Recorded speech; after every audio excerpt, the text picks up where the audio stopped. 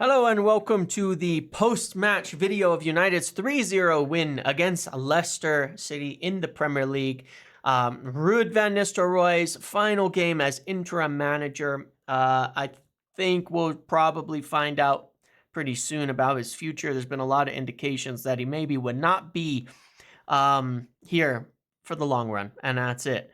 And fair enough if that is the case. I want to, just talk about that first and foremost, and a big thank you to Van Nistelrooy, a player who made a lot of us dream, maybe as kids, watching him play, what he brought to United, the talent, and this brief stint that he's had back here obviously has not gone overall the way that anybody would have hoped for as he came in as an assistant, but he's done a really good job as an interim manager. And sometimes it doesn't take much. Sometimes it doesn't take much to improve things. And that's the job of an interim. When Ole Gunnar Solskjaer got sacked and Michael Carrick was in as interim, he did the same thing. You keep it simple. You set up the team to be smart, to be compact, to defend well, to be in the right position for your players to succeed. And sometimes that's all it takes to let their qualities show through and let them have the success and win. Overall, that makes 3 wins and 1 draw. The 1 draw coming against Chelsea. I think we could have won that as well. Some questionable decisions there, but it's okay. 3 wins, 1 draw, 11 goals scored, 3 conceded, a successful stint as interim manager. First win in Europe. Win to keep us in the Carabao Cup. A draw in the league and a win in the league. That's 4 points in 2 games. If we were getting 2 points a game right now, we'd be near top of the table. Can you believe that? So I will take that. Yes, good. The competition, the timing of it was good for him. An easier run of games, but it was the right time and a good choice. And whatever happens, a thank you to him for doing a good job for us and really for just helping. I mean, just doing what he could. And that's what matters a lot of the times, and has helped push us further. You could see a little more freedom in the players and all of that. And we're I think a few points off. We'll look at the table in a minute here, but that's it. And the biggest thing that he did today, I think the biggest thing was the last couple of games starting Amad Diallo. We'll talk about Amad a little more in a second and look at the stats because, wow. But the biggest thing that he did was set up the midfield properly. Look at how easy it was to set the midfield up with Casemiro and Ugarte together. That's all it takes sometimes. Set your midfield up so it's not giving up huge chances, so it's not open, so it's not conceding space, so it's not leaving too many gaps. That's football. The midfield is the key to the whole game. And you keep yourself in every single game if you can set up the midfield to be combative, to be right, to cover the gaps, to cover the spaces, even when the performances have been shaky from individuals. I thought Casemiro and Ugarte had a couple of shaky games in this run. We were still better, significantly better, simply because they were there. And today, we saw from them the growth of that partnership from the two of them together, where they looked more on the same page. They were cleaning up each other after each other, helping out, pressing, tackling together, winning the ball together. Really nice partnership that really limited, what Leicester did. And then Amad Diallo continues to show why he should have been playing all this time. And it's so impressive. So a wonderful, wonderful game. I give Manuel Ugarte best performance in United shirt in the Premier League as well. Only his 3rd start in the Premier League. Best performance from him and man of the match for me. He was exceptional in and out of possession. Just absolutely incredible. Really held the midfield down almost on his own.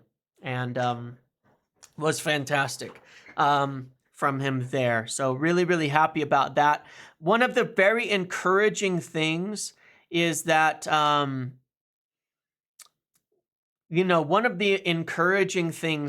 as well today in particular, Ugarte,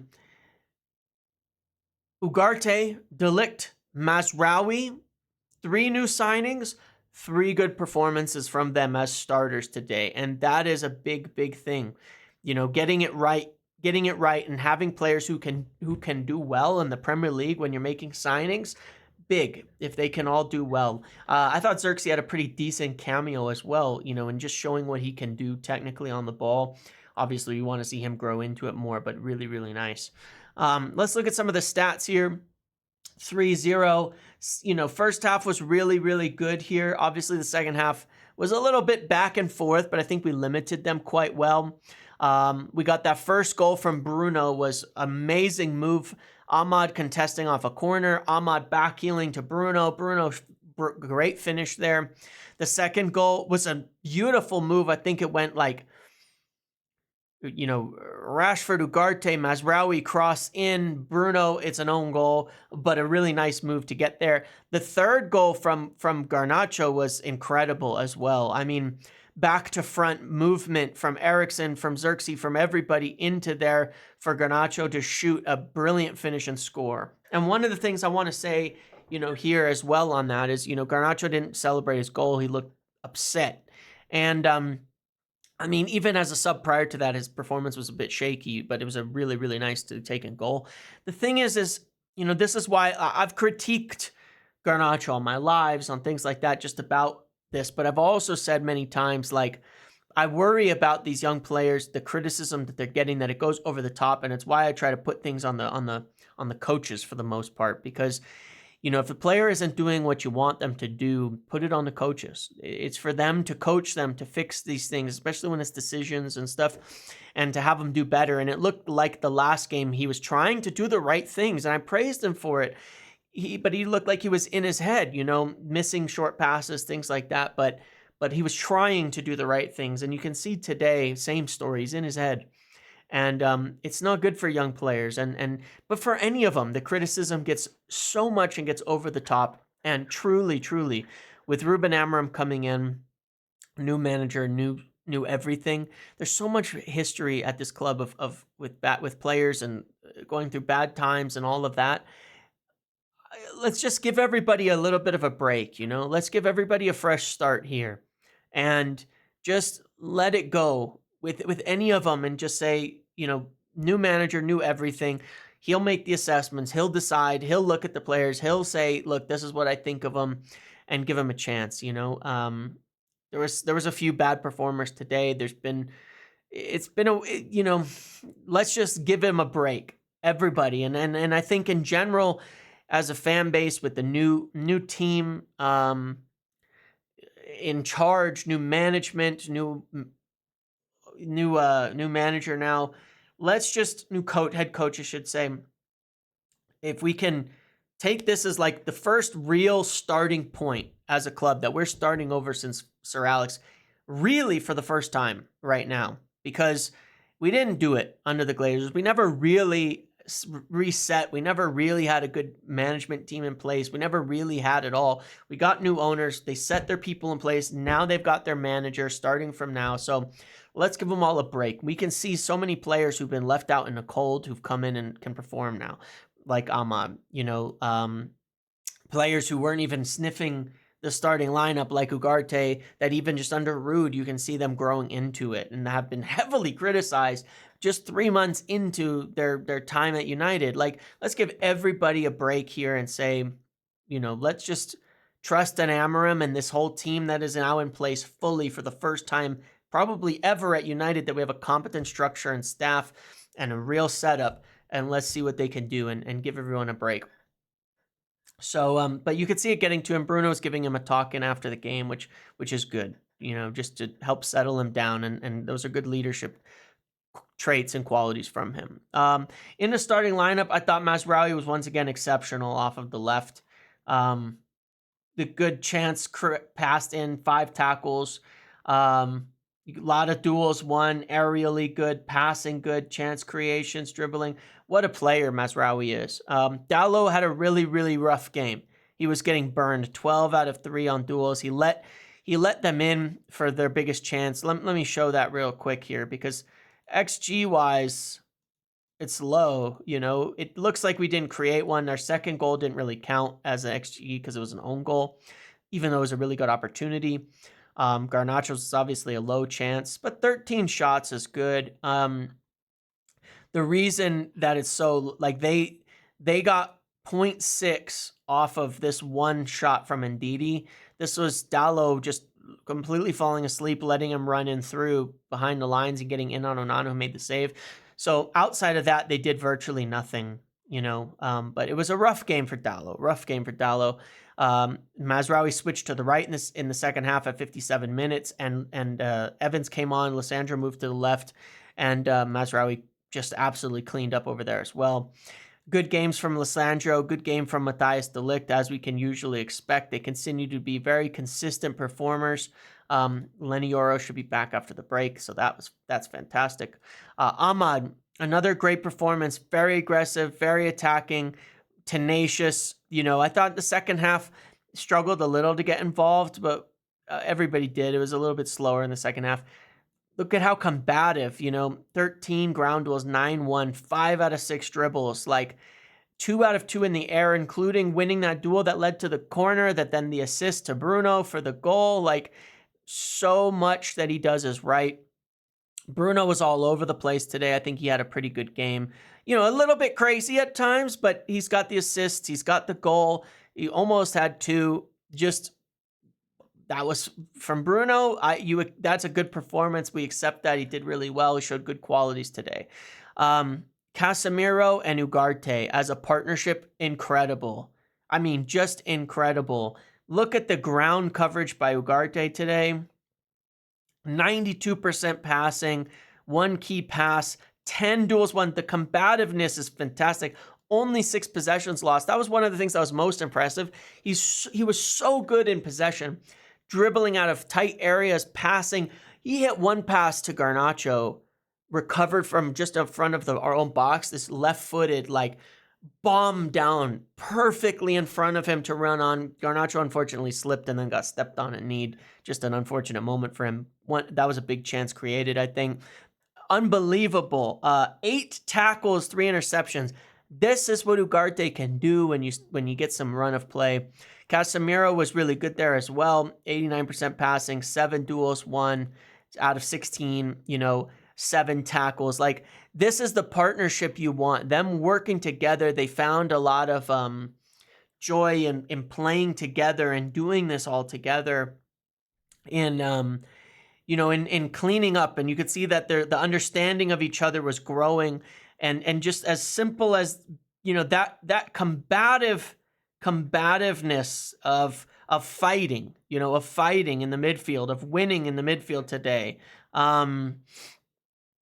is just incredible.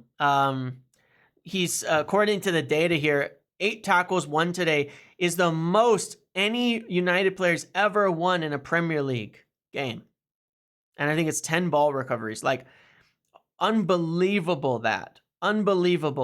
And, and that's what you want. You want someone that gives you that ability to play, in the first half especially. That midfield partnership was letting us push this line up really high. There was a lot of sustained pressure in that first half. Then I'll talk about Rashford and Højlund. Poor. Just, like I said, we're going to give them everybody a fresh start here. I thought for both Rashford and Højlund, that was their worst game of the season by far. Rashford just was completely uninvolved. And then in 2 moments in the second half, he got free and just took a heavy touch and lost it. Running out of defender again and just lost it.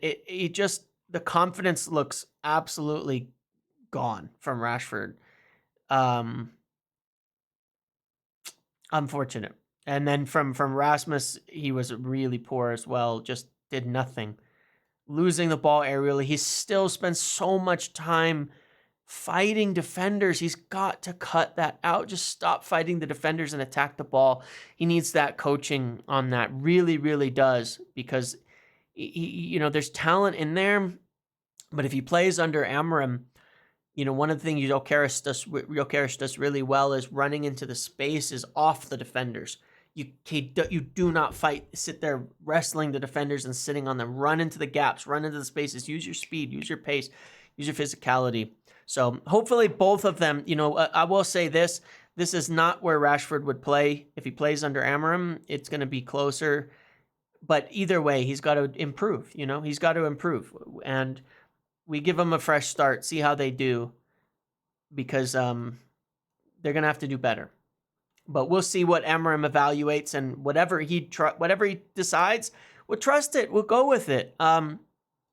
Johnny Evans, excellent as a sub as always. Garnacho, it was funny because in the first 10 minutes, he slipped, he fell, he was losing the ball, and I was like, oh man, is our left side just cursed? But then he scores that brilliant goal. And I think Garnacho's always been better as a substitute, and I still think he is. Not to say that Rashford was good as a starter, because he wasn't, but Garnacho does make more happen, I think, as a substitute. Running against tired legs, the game's a little more open with his directness. I think it suits him more, and he scored his goal, and that's what matters. Eriksen, I thought, was good for that short time in his cameo. And Xerxes, I continue to be like, with Xerxes, I continue to feel like, because there's somebody there. You can see his technical ability, some of the passes he was making, the moves he was making, unbelievable. You're not getting that from anybody else in his team. But then he's not really that number 9 at the same time scoring goals. So if we can find a place for him, then that would be incredible. My biggest questions when I watch this game still are, I take Lissandro, De Ligt, Casemiro, Ugarte, and Mazraoui, and I say, good. That's 5 of your back 5 and 2 defenders, right? That's 5 of 7 players right there. Nailed on. Who's your other wing back? Who are your forwards? That I don't know still. I still wonder how we fit that all in with all these players and all these forwards. But, yeah, anyway, a good way to end things for Van Nistelrooy. 0 goal differential. We're in 13th still, but 15 points, 0 goal differential. We're only 4 points off of top 4. That could change, obviously. Arsenal and Chelsea, could pick up some points here, but one of them will anyway. So it could be more, but at worst, it'll be 4 points, right? Because it'll still be someone, it will be on 19. At worst, 4 points off top 4. We could do it. We can obviously climb this table. There's winnable games ahead. So really good job by Van Nistelrooy in just setting it up for success. And sometimes it is as simple as fixing that goddamn midfield, like how easy it was. And Ten Hag has no one to blame but himself, because the decisions he made were absolutely stupid, really stupid. But yes, brilliant overall. Really happy to see the end of this game, the points, the success of Ruud giving us the wins that we needed, and now we get to see what Amorim will do. And let's see what he evaluates, and let's support and back it 100%. No matter what, all of us, I've said this a few times recently, first time I will feel like, okay, if you can't win under Amorim, it's on you as a player, period. Doesn't matter who. And I've supported a lot of our players through thick and thin, but no matter what, if you can't make it under Amorim, it's on you. So let's all band together, support whatever he decides, whatever he picks, whatever his evaluations are, and see if they can make it go of this not quite second half of the season, because it's a bit more than that, but to really do something special, because I think there's a team here that can pull something off. Okay, very exciting times. A really good way to end it. I'm so encouraged that we've had some good results before Amorim comes in, so we're not climbing from the bottom, like the bottom, but a little bit higher than that. We're at least 8 points off relegation, 4 points off top 4. Could have been worse. Could have been a lot close. Could have been the other way around. So, all right. Thank you for watching today's video. Enjoy the rest of your Sunday. Enjoy the international break. We'll be putting some stuff together during the break that I think you'll find of interest. And thank you for watching. Make sure to like, comment, subscribe, turn notifications on. See you later.